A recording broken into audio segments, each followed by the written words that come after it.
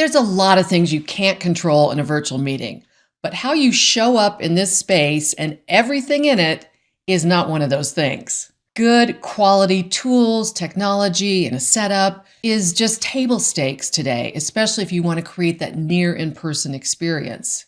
So let's talk about how to set up your virtual stage in a way that really optimizes your first impression. Great virtual presence requires a good quality camera. Now, you don't have to spend a ton of money, but the bar right now is HD 1080p or even 4K. Anything below that, and you're really going to pale in comparison to other calls that your customer is on.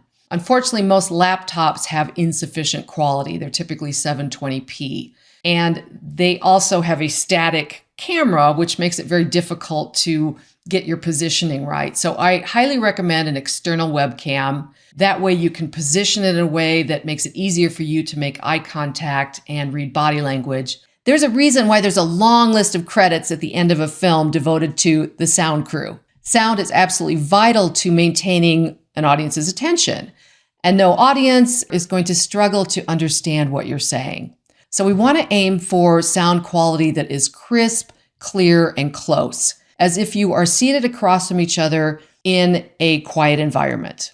Now, most laptop microphones are insufficient in this area. And a lot of external webcams are as well, just because they're not close enough to your mouth typically. So I recommend an external USB microphone. And it's simply plug and play. There's a lot of great brands out there. I have a Blue Yeti. And it gives you the flexibility to position it where you need to so that you can get the best quality sound out of it. Let's talk about distance from your mouth to the microphone. Many experts suggest about 3 or 4 fingers between you and the microphone. That's pretty tight, and you're not filming a cinematic masterpiece, I assume. So you have a little more flexibility. You'll have to play around with your microphone to see where that ideal spot is that still gives you a little room to move and keeps it out of frame if possible. Now, if you are struggling with sizzling S's or popping consonants, you may need a pop filter, which is simply a screen that goes on top of your microphone. If, on the other hand, you have a lot of ambient noise in your environment, high ceilings or just kind of a low hum, you may invest in a foam cover for your microphone. If you share an office space or work in a very noisy environment, you may need to use a headset. Now, I recommend choosing something that's more low profile or in-ear, just because headsets tend to work against that in-person experience we're trying to create. Your background communicates a lot about you to your audience very quickly. It's part of that virtual first impression.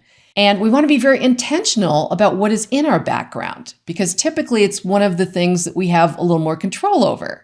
Now, your background is just that. It is the background. It should support you. It should not steal the spotlight from you. I am a fan of natural backgrounds if you have the option, which I know sometimes our environment doesn't lend itself to that, but it puts you on a more equal footing with your audience and it helps to create that in-person experience. If you do need to use a virtual background or a green screen, again, opt for something that is more representative of an in-person experience. Green screens in particular have a lot of latency issues and can make body parts come and go, which do not do anything to create an in-person experience. So find a virtual background that has limited distraction and limited reappearing, disappearing body parts if you do use one. There's a saying on film sets that no amount of makeup can make up for bad lighting. And it really is that important because it allows the audience to see your eyes and your facial expressions. The best type of lighting for on-camera work is having natural light in front of you, not behind you where it looks like you're in the witness protection program.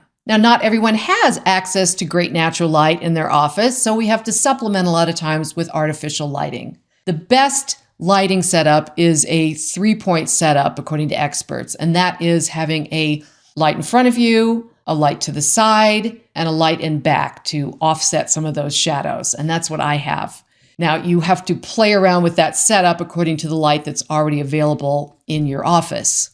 I use softbox lights, which are pretty big, And what we're trying to do is replicate natural light because that is the best light. And so the bigger the light source in your artificial lighting, the better quality it's going to be. You can also use a ring light, which they have some great options out there with variable shading.